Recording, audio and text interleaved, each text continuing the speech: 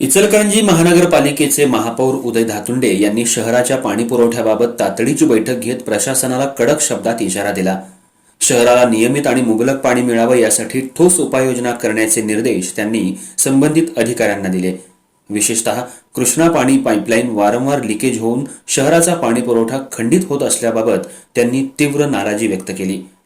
Pipeline गळतीमुळे नागरिकांना मोठ्या गैरसोयीला सामोरं जावं लागतंय। अनेक भागात पाणी पुरवठा विस्कळीत होत असून तक्रारींचा पाऊस पडतोय। ही परिस्थिती तातडीने सुधारावी, अन्यथा जबाबदार अधिकाऱ्यांवर कारवाई करण्यात येईल असा स्पष्ट इशारा त्यांनी दिला। कृष्णा पाणी योजनेतील लिकेज तात्काळ दुरुस्त करून पाणी पुरवठा सुरळीत करण्याचे आदेश नूतन महापौरांनी दिले। यावेळी शहरवासियांना 1 दिवस आड नियमित पाणी देण्याचं आश्वासन देण्यात आलं। पाणी वितरणाचे योग्य नियोजन करून कोणत्याही भागावर अन्याय होणार नाही याची खबरदारी घ्यायला सांगितलं। तसंच गळती रोखण्यासाठी कायमस्वरूपी उपाययोजना आखण्यावर भर देण्यात आला। आवश्यक तिथं तांत्रिक तपासणी करून जुनी पाईपलाईन बदलण्याचाही प्रस्ताव चर्चेला गेला। दरम्यान काही अधिकाऱ्यांच्या हलगर्जीपणावर महापौरांनी चांगलंच सुनावलं। कामात कसूर करणाऱ्यांना सहन केलं जाणार नाही असं त्यांनी स्पष्ट केलं।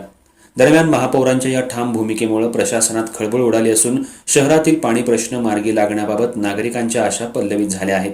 शहराला नियमित आणि मुबलक पाणी पुरवठा करण्यासाठी महानगरपालिका प्रशासनाकडून युद्धपातळीवर काम सुरू करणार असल्याचं देखील धातुंडे यांनी सांगितलं।